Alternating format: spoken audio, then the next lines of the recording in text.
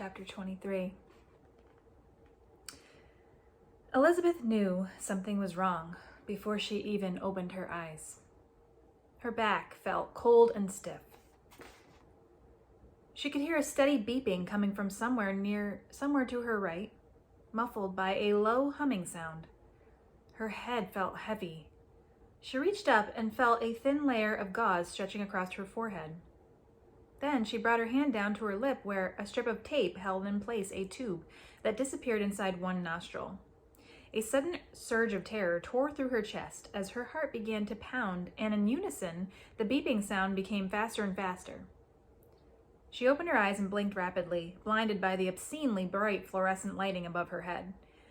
The undiscernible shapes before her slowly began to take the form of things like chairs, and a table, and a television.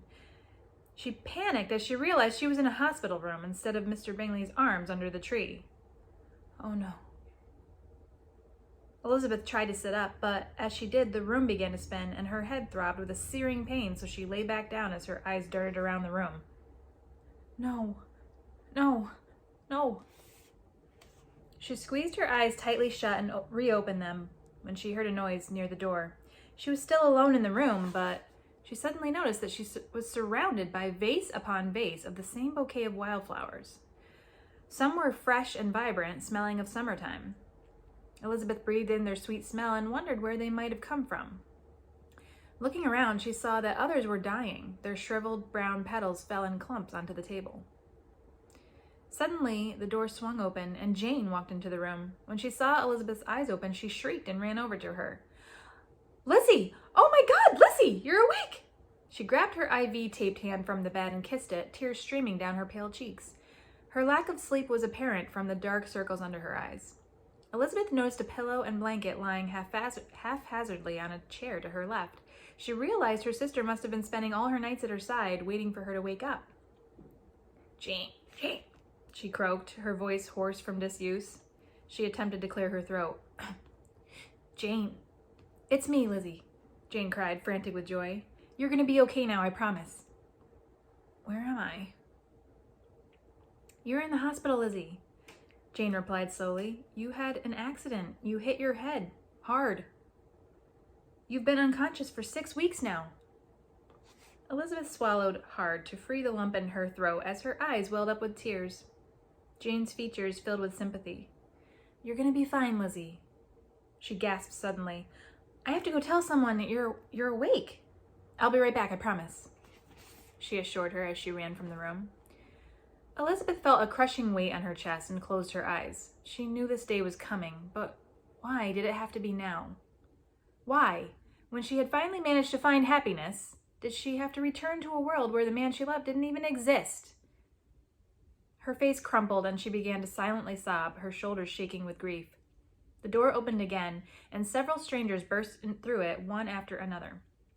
Soon, the room was filled with medical professionals poking and prodding while asking questions she felt in no condition to answer. She had to escape. Elizabeth tried to push back against their invasive hands and climbed out of bed, but a firm grip on her shoulder forced her to lie back down. She watched helplessly as one of the nurses injected something with a syringe into her IV bag while patting her arm and saying, There, time to relax now, Elizabeth." Then the room began to swirl into a blur of shapes and colors again, and slowly everything became dark. It felt like only a few seconds had passed when Elizabeth drowsily opened her eyes once more. The first thing that registered was Jane's anxious face watching her closely. "Jane," she mumbled quietly. Jane looked fearful as she replied, "I'm here, Lizzie. Please don't try to get up again. You need to rest." "I'll behave, I promise," Elizabeth whispered. "Can I at least sit up a little?" Jane fiddled with the controls on the remote attached to the bed, and it inclined slowly, allowing Elizabeth to sit more comfortably. "How long was I out this time?" "About a day," Jane informed her. "They were afraid you would upset your stitches." Elizabeth felt anxiety rise inside her chest. Stitches? "It gave me enough time to tell Mom and Dad you were awake so they could catch a flight back here. They should be coming to see you later this evening." "Back?" Elizabeth asked. "They were here before?" "Yes. Jane smiled. They were on the first flight out after I told them about the accident. They stayed in London up until a few weeks ago, but Dad started having chest pains and had to see his cardiologist back home. I told them I would call them the minute you woke up, which I did. Chest pains? Elizabeth repeated. Is Dad okay? He's fine. They were worried he had a heart attack, but his symptoms ended up being stress-related. Jane took Elizabeth's hand and squeezed it gently. He was very worried about you. She added soberly, we all were. Elizabeth gave Jane a troubled look. How bad was it, Jane? Jane's eyes flitted sideways. Jane? Elizabeth asked more insistently. It was pretty bad. My car was totaled, Jane replied softly. You had some significant injuries.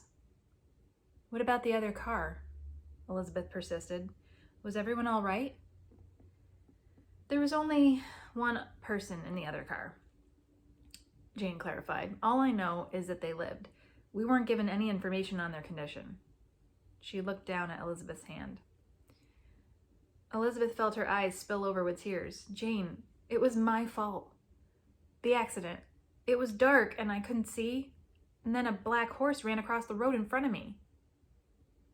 Jane covered Elizabeth's hand with both of hers. Lizzie, you can't blame yourself. It was an accident. I'm sure the other driver's fine. She saw the anguish in Elizabeth's eyes and added, we would have known if they had died. It would have been in the papers. Please, don't beat yourself up over this. You can't afford any more injuries. So, Elizabeth deflected, eyeing the closest vase of wildflowers. Has anyone else been here to see me while I was unconscious? Aunt Tessa and Aunt Bridget, of course, Jane answered. They have been here almost every day. And, oh my God, Lizzie, you won't believe this. I still can't believe it.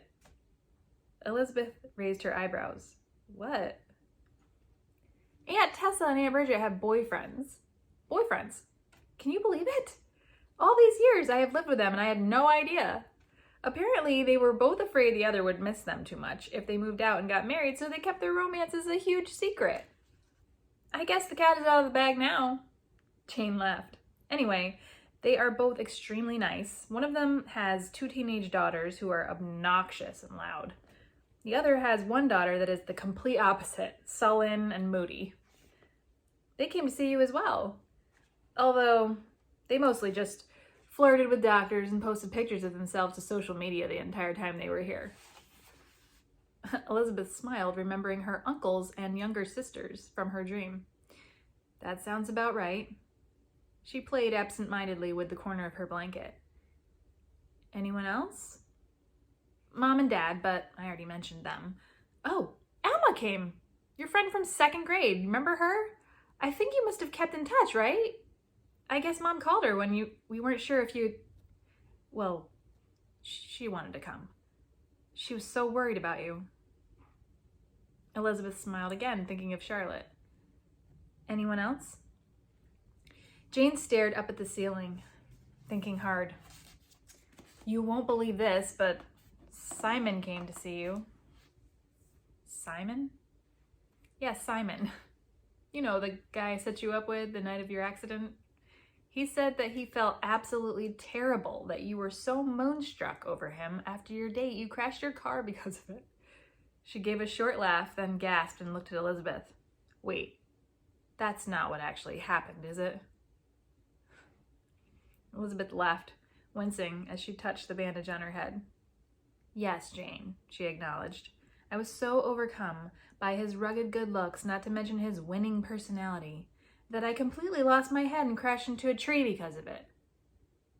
She gave her a sarcastic smile. Thanks for that, by the way. I'm sorry. The only information I knew about him was given to me by his mother, who is essentially my boss, so I felt obligated to make her happy. She had nothing but good things to say about her son and described him as a paradigm of manly perfection. So I just thought you'd love him. You know, you're with your whole Mr. Darcy obsession. I just really wanted to see you get back out there. And all the single guys I know personally, I have dated in the past. I thought that would be weird. Jane said sheepishly, but you are not going to believe this. Emma stopped by when he was here at the hospital visiting, and I guess they hit it off. Apparently they are dating now. She told me he brought her home to meet his mother, and they snogged on his futon. I mean, what is up with that? She rolled her eyes. Oh, she gasped. I almost forgot. What? Elizabeth asked eagerly. Brian was here. Several times, Jane exclaimed. Apparently, he was in London when the accident occurred. His fiancée is British. Did you know that? Elizabeth's heart began to race, muddling her thoughts. Yes, I think I knew that. He mentioned that James had a house here. Well, I guess they had their engagement party here. Mom ran into him at the store. Can you believe it? She told him about your accident. He dropped everything to come and see you, Lizzie. He brought you that big bouquet of flowers over there. Elizabeth's eyes darted over to the corner of the room where 24 beautiful but slightly wilted purple roses stood in a crystal vase. The last Friday bouquet, she thought with a smile. Though they were roses, this bouquet could not be any more different from the typical arrangement he brought every Friday when they were dating. Those roses made her feel like an afterthought. These roses made her think of George Wickham. The memory of him made Elizabeth's eyes well up with tears. I know I should probably hate him for what he did to you, Lizzie, Jane continued, but we talked a lot when he came to see you, and he really seems like a pretty decent guy after all. He was so worried about you. Each time he came to see you, he didn't seem to want to leave. He even canceled his flight back to the States and took an extra 2 weeks off work so he could stay longer and keep visiting you. I think he was really hoping he would be here when you woke up. Elizabeth pictured Mr. Wickham's radiant smile and the wink he gave her before climbing into the carriage that would take him away to begin his new life. He is a decent guy, Jane. She wiped away a tear. He's amazing, actually. Jane stared at her with curiosity for a moment. Well, anyway, she said, I think that was everyone. She saw the disappointed look on Elizabeth's face and added, Were you expecting someone? Elizabeth's insides felt numb as she replied quietly, No. She glanced at the heart monitor and followed its steady rhythm. No one. That evening, Elizabeth's parents came to the hospital, along with her Aunt Tessa and Aunt Bridget. Just the sight of them gave her an overwhelming rush of homesickness. She just couldn't tell which home it was that she missed. She had to keep reminding herself that one of them was only in her mind. The sooner she could come to grips with that and move on, the better. If only she could get out of this hospital and back to Aunt Tessa and Aunt Bridget's flat. Then she could put this nightmare behind her and go on with the rest of her life. A life without him. It was late when Elizabeth found herself alone in the room for the first time since she had woken from her coma. Her parents and aunts had just left for the night, with promises to return the next day. Jane still wasn't back from walking them out to her car. Their car. Her eyelids felt heavy, and her entire body relaxed from the painkillers. Before she knew it, she was asleep. Should we go back to Longbourn? Elizabeth asked, watching the sun rise over the horizon. I'm sure they're wondering where I am. We could, Mr. Bingley acknowledged, or I could take you back to Netherfield and show you something. Elizabeth raised a playful eyebrow. Show me what exactly? A surprise, Mr. Bingley smiled. Elizabeth followed him to where his horse was grazing near the tree and allowed him to hoist her up into the saddle. He pulled himself up behind her, taking the reins and holding her tightly in his arms. As the horse galloped faster and faster across the countryside, Elizabeth felt no fear whatsoever, only pure exhilaration. Not only from the rush of adrenaline that coursed through her veins, but also because she knew this was the beginning of the greatest adventure of her life. She no longer cared to return to the real world. She was perfectly content to live the rest of her life in this tangible dream. When they reached Netherfield, they continued past the house until they reached the stables. Once they arrived, Mr. Bingley helped Elizabeth down and led her toward the stalls. They stopped in front of the most beautiful horse Elizabeth had ever seen. It was pure white, except for a small patch of black in the shape of a diamond on his forehead. Elizabeth approached her slowly, then gently stroked the soft nose with her hand.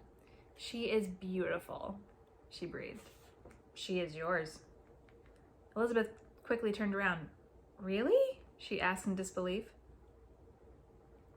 Truly. Mr. Bingley gave her a triumphant grin. Elizabeth's eyes were skeptical. You bought me a horse before you knew that I would accept your proposal? She couldn't hide her smirk. Of course not, he objected. This is the horse I regularly use to entice women to accept my proposals. Then he chuckled softly. I knew you would say yes. Elizabeth draped her arms around his neck. Thank you, she whispered before kissing him. When Elizabeth opened her eyes again, the room was bathed in darkness. It took her a few moments to remember where she was. She looked over and saw Jane sleeping peacefully, curled up in the chair by her bed. A low rumble in her stomach told her she needed sustenance. The bedside table held a tray of tea and a red Jell-O cup, and Elizabeth reached for it as she struggled to sit up. She ripped open the lid. The way it jiggled across the surface instantly reminded her of the gelatin with the tiny lobsters in it that had repulsed her at Netherfield, but now ironically sounded delicious. She took a bite, and as the sugary flavor washed over her tongue, Elizabeth disappointedly placed the cup back on the tray. It just wasn't the same. The hum of the monitor grabbed her attention. Elizabeth gazed at it as she listened to the beeping sound that represented the beating of her heart. She noticed it was faster than usual, most likely a result of the dream that had felt so painfully real. Was this how it was going to be? Would she be stuck in a permanent limbo? With him when she was asleep, alone when she woke up? If that were the case, maybe she would tell the doctor she couldn't sleep. Maybe he would prescribe her medication that would allow her to be in with him anytime she wanted. She could continue to linger in a drug-induced fantasy until she faded into obscurity in the physical world. Her heart began to pound. Elizabeth lay back down and glanced at her sister, her face shrouded in darkness. She let out a tortured sigh. What am I thinking? I could never do that to Jane. Jane. She had always been there for her. She was here for her now. How many hours had she spent since the accident, curled up in that chair, trying to catch a few minutes of sleep before waking anxiously to see if her sister had woken up from her coma? It must have been a horrifying 6 weeks for her. Elizabeth felt a wave of affection for her sister wash over her. Jane was real. Jane needed her, and now, more than ever, Elizabeth needed Jane. The next morning, Elizabeth asked Jane if there was anything new with her since the accident. She expected her to show off her pedicure, maybe bring out some magazines with the latest fashion trends. She certainly did not expect her to blush scarlet and bite her lip. What is it? She asked eagerly. I met someone. Elizabeth beamed. You did? Where? Here at the hospital. Can you believe it? Jane gushed. He's a doctor. Actually, he's one of your doctors. He is? Yeah, I think you might get to meet him before you leave. He said he would be checking on you when he makes his rounds today. Jane's eyes went dreamy.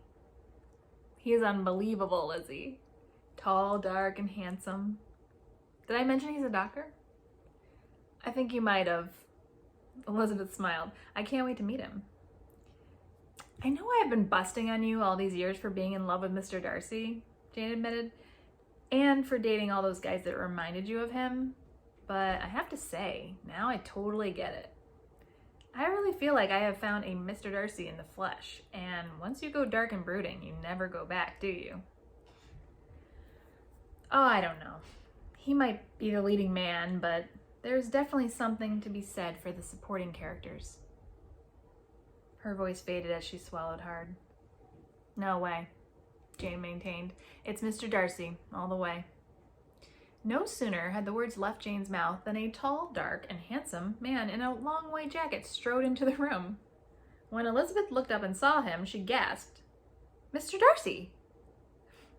The doctor cast an inquiring look at Jane, who turned toward Elizabeth and muttered exasperatedly under her breath, Lizzie. Elizabeth didn't even look at Jane. She was too absorbed in the fact that standing before her, insanely gorgeous in a doctor's uniform, was Mr. Darcy himself. She continued to stare, jaw dropped, at him, until he held out his hand and walked over to her. Miss Elizabeth Baker? He addressed her as he shook her hand. Dr. Dawson. I'm your orthopedic surgeon. I just need to check your arm out one more time. Elizabeth watched, baffled, as he began inspecting her right arm, noticing for the first time the thin pink scar that ran down it. What happened to my arm? She asked him warily. Did no one tell you? He asked, looking at Jane. He turned back to Elizabeth. You broke it in the accident. You did a proper job, too. A compound fracture. I had to repair it surgically. You got the plaster off a week ago. He placed her arm down carefully on the bed and smiled at her. It looks great, though. I would say you're just about ready to go home, Miss Baker. What else did I break? Your leg. Although that didn't need surgery to repair, he commented. A few ribs, that's about it. Elizabeth shrugged her shoulders. I guess that's not so bad, considering. Mr. Darcy / Dr. Dawson frowned. I wasn't finished. The more serious injuries were the crack in your skull that required staples, the subdural hematoma, and, of course, your kidney. My kidney? Elizabeth cried. What happened to my kidney? You lost it. Good thing you only need one, right? Elizabeth blanched. Good thing, she squeaked. Mr. Darcy's bedside manner could use a little work. He scribbled something down on his clipboard. I am so pleased to see you awake and well on your way to recovery, Miss Baker. I know your family has been exceedingly worried about you. He glanced fleetingly at Jane, who blushed once more. Well, I will let you get back to it. Cheers, then. Take care. He walked out of the room, pausing as he reached Jane's side. Give me your ring, won't you? Elizabeth stared, flabbergasted, at Jane. So, Mr. Darcy had been her doctor?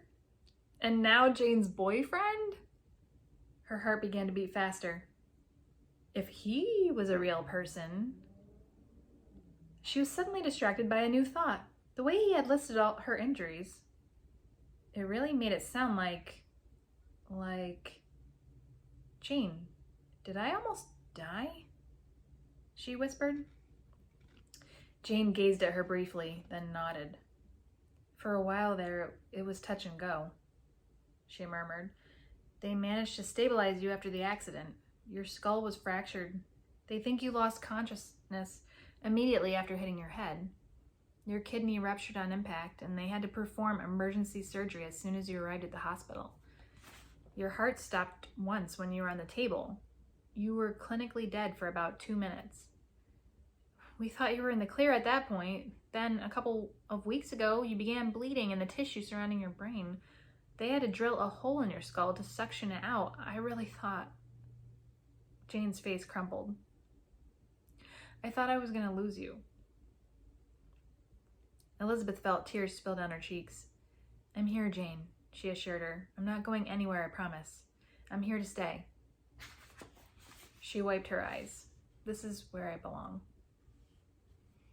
A few days later, Elizabeth was ready to return home to the flat. As she waited for the nurse to discharge her, she looked around the room at all the bouquets. Most of them were now completely dead. She hadn't received another one since she woke up, and it only increased the mystery of who had sent them. Jane, she mumbled as they sat waiting on the bed. Who are all these flowers from? I have no idea, Jane responded. Every time I went home to shower and get some new clothes, it seemed like they just appeared when I got back. I just assumed they were standard hospital amenities here in England, so I never thought to ask the nurses. Elizabeth knitted her eyebrows in contemplation as Jane stood up. I'm gonna go get the car and pull it around to the front. Will you be all right till I get back? Elizabeth nodded. As her sister left the room, a nurse came in to take her vitals. She was older, with a sort of stately elegance about her that made Elizabeth look a little bit closer. When she saw her face, she gasped.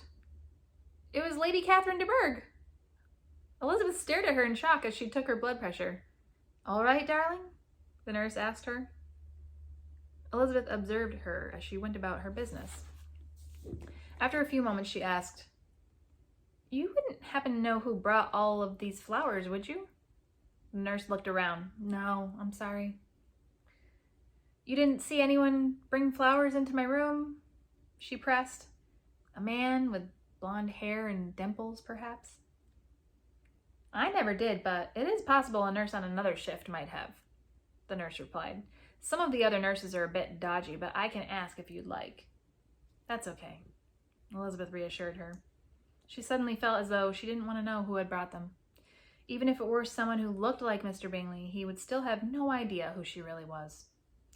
She watched as the nurse left the room and Jane re-entered, pushing an empty wheelchair. Well, all the orderlies are on their break, she exasperated.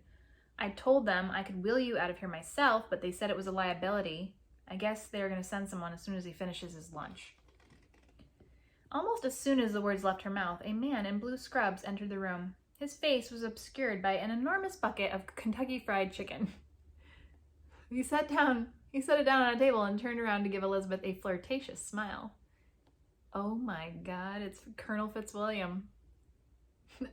Elizabeth could only gawk at him as he greeted her. Hiya, Miss Baker. You won't remember me, but I was the one who gave you your sponge baths. He grinned devilishly when he saw the scandalized look on her face. I'm only joking. I changed your drainage bag. He stood at full height. I'm a gentleman, I swear. I would never lech after an unconscious woman. He helped her climb into the wheelchair. However, now that you're awake, he added with a sly wink. Jane gave him a look of pure disgust. I'm flattered, really, Mr.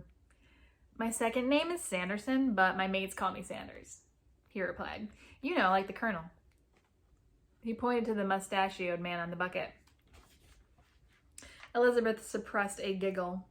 Okay then, Colonel Sanders. She looked at the bucket. You like Kentucky Fried Chicken? Oh God, I'm completely mental for it. The only takeaway I fancy when I'm feeling peckish at work. And you? Elizabeth considered him for a moment. Unfortunately, even the smell of it gives me explosive diarrhea. She smiled up at him. Still want my number? He gave her a repulsed look. Nah, I'm good. Shall we?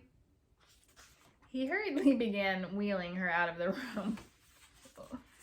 As they made their way past the nurse's station, Elizabeth felt her eyes nearly fall out of her head. Caroline Bingley and Georgiana Darcy were sitting behind the desk, whispering with their heads close together. Elizabeth gave them a saccharine smile as she went by and watched as they scowled back at her indignantly for interrupting their conversation. They went right back to gossiping. Only the promise of a hot shower and Aunt Tessa's homemade scones could convince Elizabeth to climb into the car for the drive back to the flat. When they arrived and she was settled back in her old room, she sat on the bed for a few minutes. Then she made her way to the bathroom and carefully peeled off her pajamas to shower for the first time in almost a year, at least in her own mind. She stepped out of her pants first, running her hand over the slightly diminished calf of the leg that had been casted. Then she removed her shirt and glanced over her shoulder in the mirror at the angry red line that ran the length of her side near her ribcage. Elizabeth slid her trembling fingers over it, then pulled them back quickly as though the scar had burned her hand. She stepped into the shower, taking a full 5 minutes to simply revel in the hot water. As she massaged her fingers through her soapy hair, she could feel the staples along her scalp. Her eyes began to sting, both from the shampoo and repressed tears. I'm the bride of Frankenstein. That night, she dreamed of Mr. Bingley again and woke up sobbing into her pillow.